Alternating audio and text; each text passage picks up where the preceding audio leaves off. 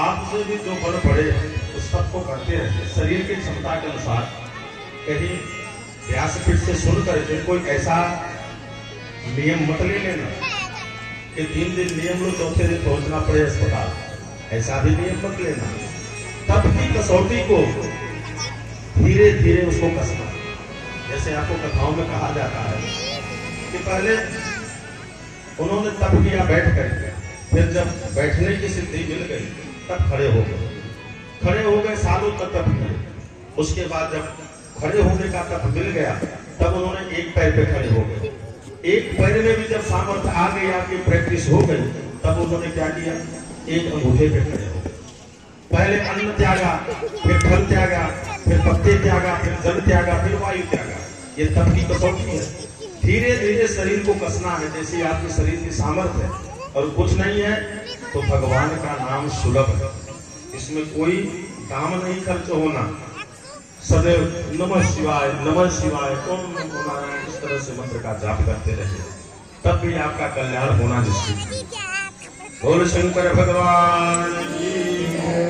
अब तो सनक जी कहते उसी का परिणाम है ये स्वरूप महाविष्णु तुम्हें प्रदान किया, इसलिए उसी तप की वजह से।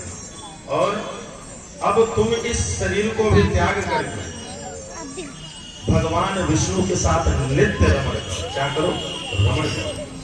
और भगवान रूप धारण कर भगवान विष्णु के साथ नित्य अपनी लीलाओं का मंचन करो। तुम्हारे द्वारा छोड़ी गई यह काया गंडकी नदी के रूप में हो जाए। कौन सी? गंडकी नदी के रूप में परिवर्तित हो गई। कौन? तुलसी मैया। और उसमें उसी नदी में जाकर भगवान क्या बन गए, पाषाण बन गए, पाषाण बन गए। और तुम्हारा ये जो वृक्ष होगा जो तुमने त्यागा है शरीर, एक पूज्य हो जाएगा। क्या हो जाएगा? पूज्य हो जाएगा। और तुम्हारा जो यह वृक्ष होगा ये विख्यात होगा तुलसी के नाम से।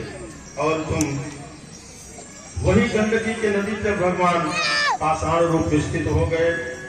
और उसमें एक तीखे दांत वाला एक जीव होगा उस पाषाण में, और निरंतर वह क्या करेगा, उसी पत्थर को खाएगा और काट काट कर उसमें भगवान का स्वरूप बना देगा। कभी आपने शालग्राम शिला देखी हो तो जब शालग्राम शिला आप जाओगे गंडकी नदी नेपाल में यदि गंडकी नदी में जाओगे तब तुलसी लेके जाओगे। क्या लेके जाओ? तुलसी।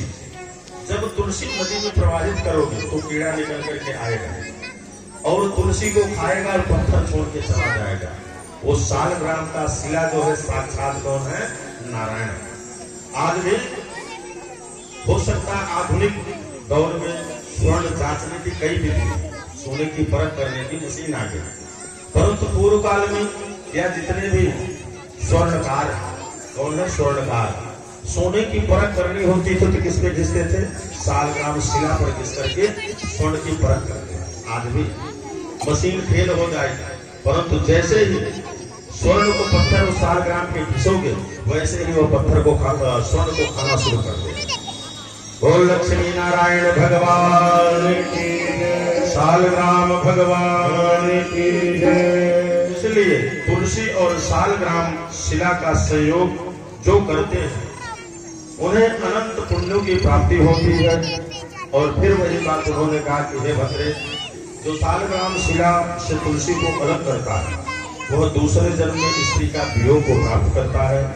वस्तुतः शालग्राम शिला को स्त्री स्पर्श वर्जित है, स्त्रियों को छूना नहीं चाहिए, परंतु स्त्री शब्द से क्योंकि प्रमाण अलग अलग है इसलिए कहना उचित नहीं होगा। लेकिन पूजा पाठ में जो 5 दिन होते हैं स्त्री धर्म के, उस समय तो अवश्य ही ना स्पर्श करें क्योंकि युग की महिमा है। आजकल पुरुष वर्ग के पास समय कम है, इसलिए भगवान सबके लिए सुलभ है।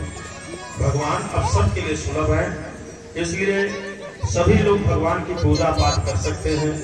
और जो स्त्री मातृत्व शक्ति किसी प्रकार के उदर रोग से पीड़ित है, कोई कष्ट है, तो भगवान शालग्राम की शिला और तुलसी का यदि नित्य सेवन करती है तो धीरे धीरे उसके शरीर के रोग अपने आप ही मिटने लगते हैं। ये औषधि गुण है, तुलसी और सालग्राम पत्थर। इस तरह से भगवान शंखचूड़ की मृत्यु के बाद